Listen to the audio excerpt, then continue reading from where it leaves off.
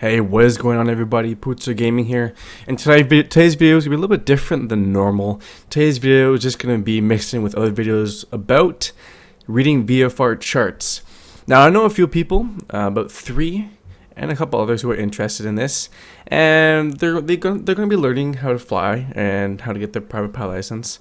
And in order to get your private pilot license, you need to learn how to read charts, like so on the screen right now.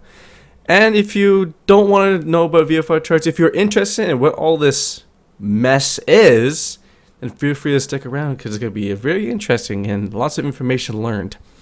Now, I'm using the website SkyVector. SkyVector is very good because it has basically all of the United States and the part I need for Canada because I live here, so it has basically what I need. Now, if you don't live in this area, like if you live in basically all the rest of Canada and the rest of the world, you can just easily download the charts separately. There's no problem about that at all. So today we're going to learn we're going to learn things on the chart, like towers, hills, mountains, blah, blah, blah. Then we're also going to learn the key airspaces. Now, there are a lot of airspaces, is A to G.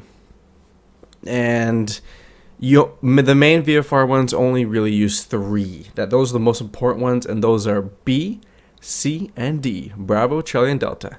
Now, that's what we're going to learn today, because the other ones don't really matter. Those are mainly for IFRs. And if you are doing IFRs, then you shouldn't be watching this video, because you should know all about this VFR charts. So let's get right to it. Let's get to the easiest one of all that if you live in a smallerish town, you will see a lot of it, and these are called uncontrolled airspaces. So I'm going near the California Los Angeles area. There's Los Angeles right there, and we'll go to this little town over here. Now this is an airport that has no tower. I have one of these in my city, and basically unmanned, and you have to basically have to talk to people around you who are listening. So as you can see, this is called Oceana County. There's nothing around it. It's just a purple circle with one runway, as you see. And it tells you the Icao code, which is the code, a 4-letter or 3. Usually the big airports have 4 letters. The smaller ones have 3. Doesn't really matter. Code. You got the name, and you got the Unicom frequency, which is 122.7.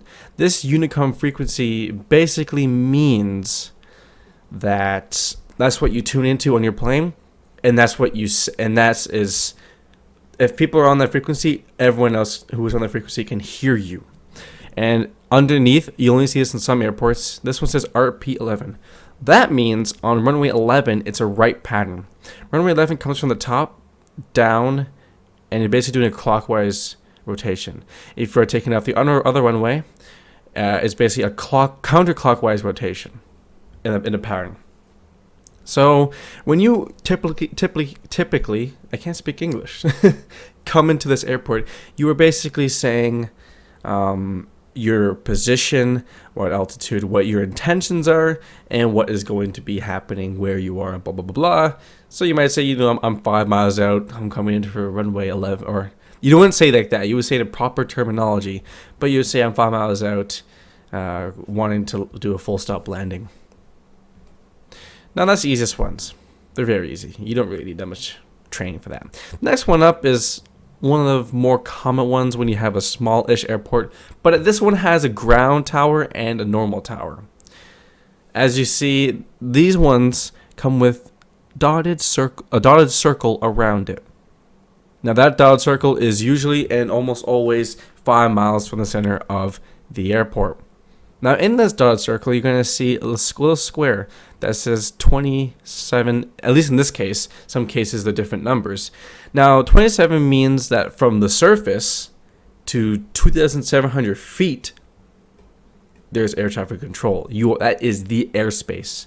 Because airspace isn't flat, it is 3-dimensional. So from 0 to 2,700 feet, and this is in sea level, not ground level, there is airspace. And of course, as you go in, you have to contact them but you basically contact them before you get in, just to let them know for warning. And they have no radar, so you have to say your position, your altitude, and all that stuff that you got to do, just like you're unmanned. This is basically like an unmanned, except for with some control. And with this, some control is that, well, see, they have no radar, so just look outside. They kind of draw a mental picture where you are. So this is very important to tell them your position. And this is also very easy. If you can just go right through it. It's not that bad. It's basically an unmanned airport with a tower just tell you what to do. Now, if you're above 2,700 feet, you don't have to contact them at all, which is, bonus. So if you're flying above, like if you're flying at 3,000 feet, keep chugging along. Just keep chugging along through. I don't recommend going 300 feet above the airspace. I go maybe like 500 feet at the minimum, but you can just chug along through. Just keep on going. And on these, the ones with the controller, you're going to get more information. You're going to get something called the ATIS. You can't see it. 120.6. ATIS is basically the automated weather. It updates every hour and tells you all the weather needed. Basically, right there, what you see on the screen is what you'll see on the ATIS. Or not see on the ATIS, what you will hear on the ATIS. So those are very easy to know. And while we're here, I'll tell you what all the rest of the stuff is. This little power line shaped thing with the line going through, that, it's to the left of the airport. Little lines, those are power lines, just to warn you, because sometimes they're hard to see. And then next you'll see, I'll give you one right here, this little mountain shape. Sometimes you get two, sometimes you get one. These mountain things are they're actually the towers. And either to the left or near them, you'll see 587 feet, bracket 209. The 587 feet means they're 587 feet above sea level.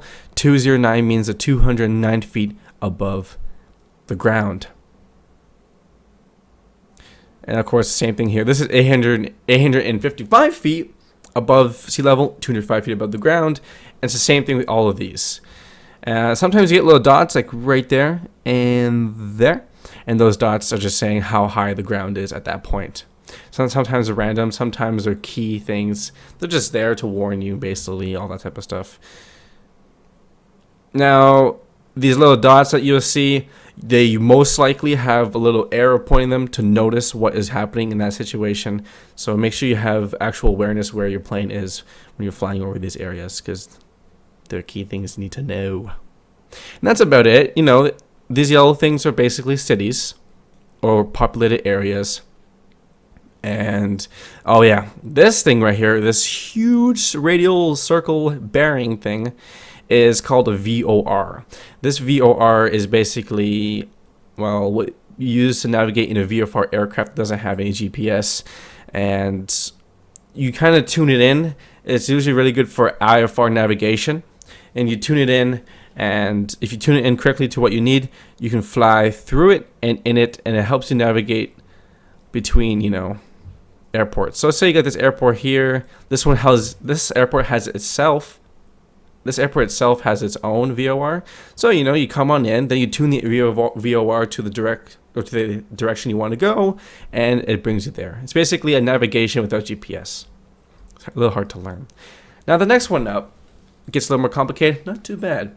Is Class C airspace. Class C airspace does have radar, does have approaches, and has tower, ground, and delivery. Delivery is basically what I don't need to tell you about the types of controllers. Ground, tower, near the airport. Approach and departure, a little farther away, and delivery is just basically to send you off. Now, the difference about this one is that there's a few differences, but one of them is this circle or this little square. So what it's saying is if you're approaching from the northwest or the east, about the right-hand side of the airport, you have to contact 125.4, that, and it's within 20 nautical miles. So from the center of the airport here to about right there, to this nose pilots area. Within 20 nautical miles, you tell them what you are, who you are, what altitude, and what your intentions are. They'll give you a squawk, and they'll find you on the radar like that. And if you're coming from the left side, you contact 120.55, which is a different one. This is just to help organization, and because this airport is a little more populated than the other ones are. Now, when you get into the actual airspace itself, the airspace itself is usually in purple like this. In the airspace itself, you have numbers, just like the one we saw on the Class D airspace. These numbers are a little different. They're like shelves. In the first shelf, you have something over something, like division, but it's not division. You have 40, in this case, over 15. That means from 1,500 to 4,000 feet, that is the airspace. You need to be in contact with the controller. You have to have permission to get, usually, well, you always get permission to get in, but you have to have contact with the controller. And you have to have permission to get into the Class C airspace. If you're under 1,500 feet, you don't need to contact them. If you're above 4,000 feet, you don't need to contact them because you're safe from any dangerous airplanes nearby. Now, that is like that little L circle in this airport specifically is for approach. But when you get into the center, is always from the surface to the shelf. You know, at this case, it's 4,000 feet. So from the surface to 4,000 feet, you're in contact usually with the controller, and yeah, you have contact. And of course, in this one, you have all the information. You have the ATIS, like I told you before. You have the Unicom frequency just in case towers are gone, which is very unlikely, extremely rare, almost never happens on a Class C airport. On a Class D, it does happen in some areas where the pilot or the tower shuts down at night. That's because they're not really busy. And in this case specifically, it says RP at 7, 33 left, and 33R. No, that is not RP in War Thunder. Again, that's right pattern for those runways only. Make sure you have like a ground chart.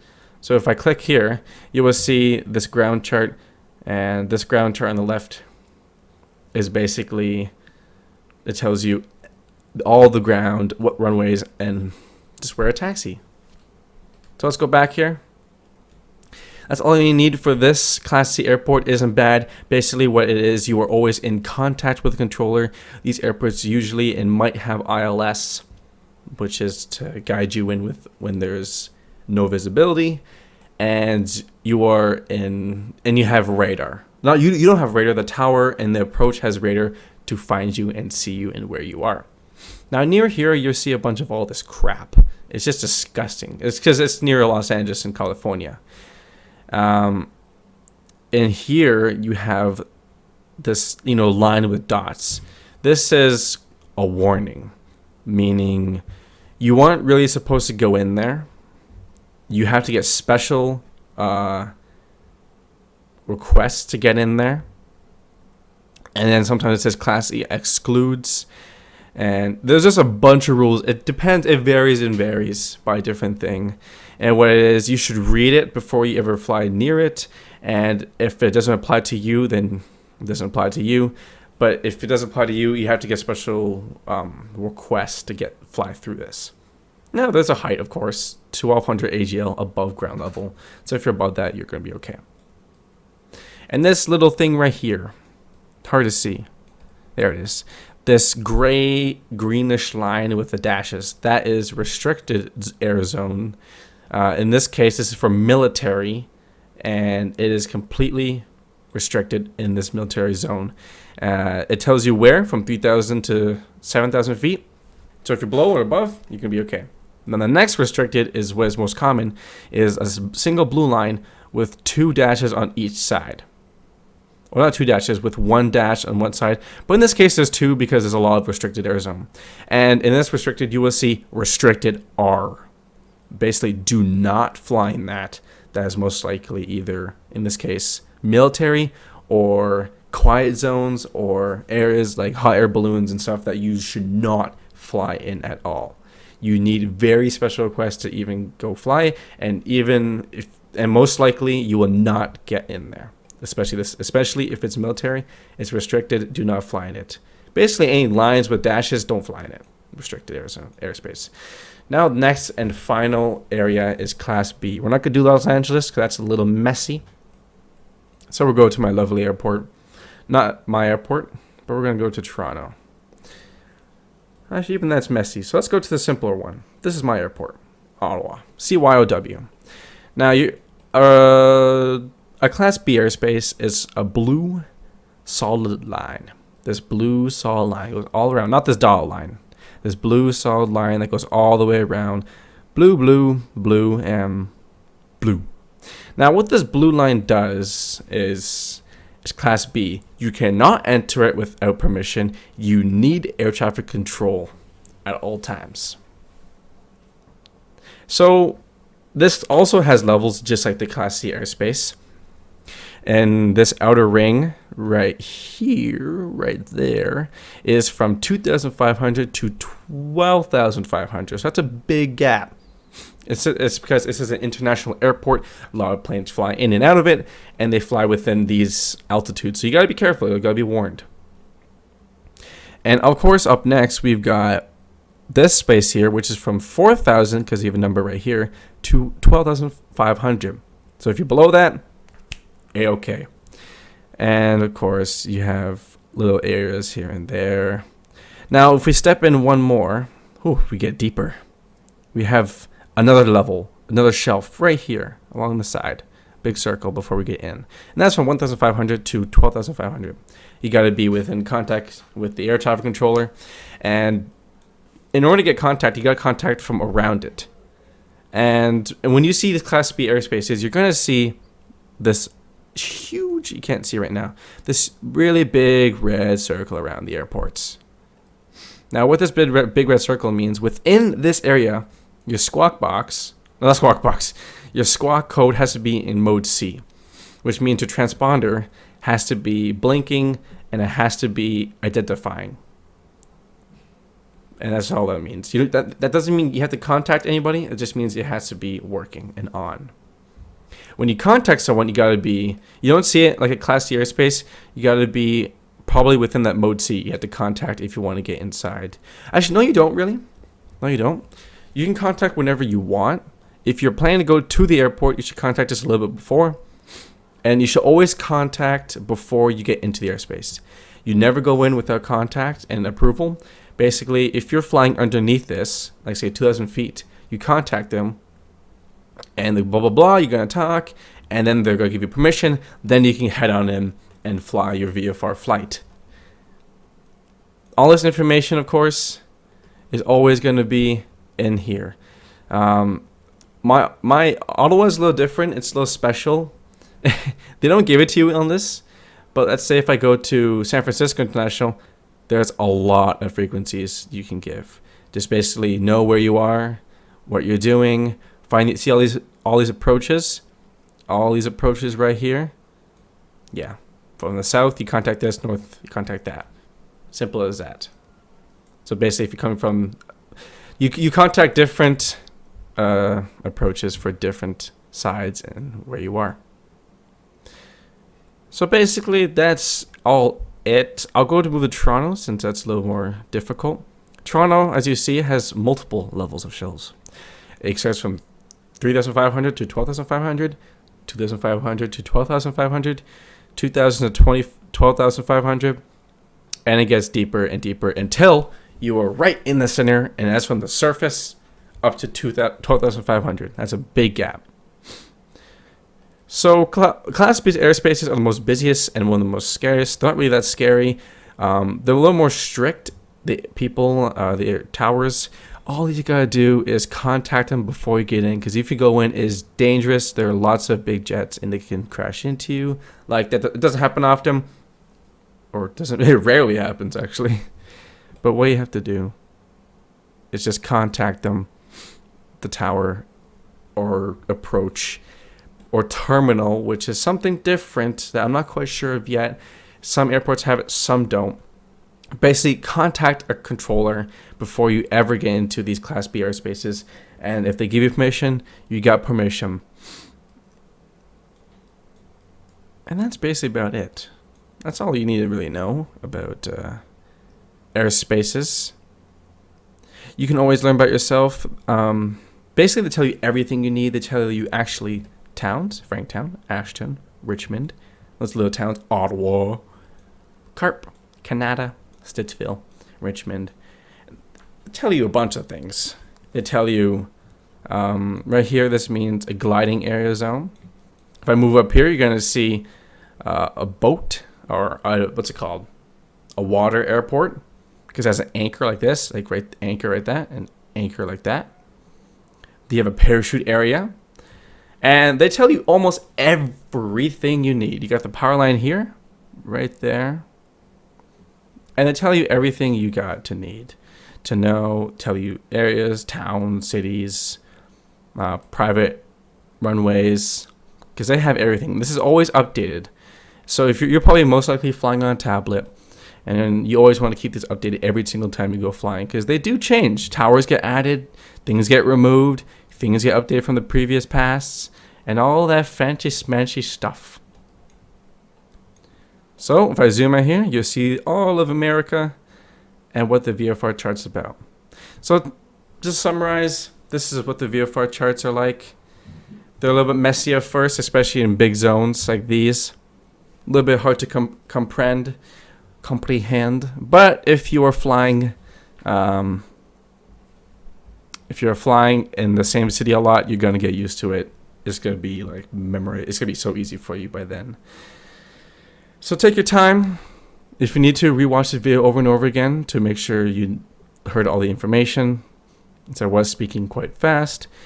All you need to know is Charlie, Delta, and Bravo. Those are the three most important airspaces. Bravo is the blue, Charlie's the red, and Delta is the dotted circle. And also remember that they're in shelves. They're not flat on a piece of paper like here. They're shelves, so you always have to remember that there are actual thick areas, like from 1,500 to 4,000 feet, that is controlled. And always keep your eye up when you're flying. Don't always look at this. Don't do that. Always use these towers on the air traffic. on the chart to keep to know where you are. So if you look out the right window and you see this, and you're about 2 miles away, you know that you're here near Rio Grande, flying towards San Luis. So always keep where you are, because you don't want to end up flying into restricted airspace. You don't want to do that. That's not going to be fun. You're going to get in big trouble. And always pay attention. Always pay attention outside to see if the towers. Towers are sometimes sneaky. They're very skinny. They're hard to see, and you don't want to accidentally crash into them, because you're going to be most likely dead. Doesn't happen at all. It rarely happens. So, but always keep your eye out for VFR. Anyway, guys, thank you for watching. I hope you look over. I hope if you're getting a private license, or you really want to get it, and you're very interested to get it sometime, hopefully this helped you. I did go quite fast, because I don't want to make this long and boring for you. But if you have to look over and read over, basically is take it a step at a time. Look through, and just don't soak everything out at once, because you're going to be completely blah. Just take your time. Start at one airspace, next airspace, next airspace, on airspace. Look at one airport, study the airport, and just learn about that. Anyway, guys, I'm rambling on. Thank you for watching. I'll catch you guys next time. See ya.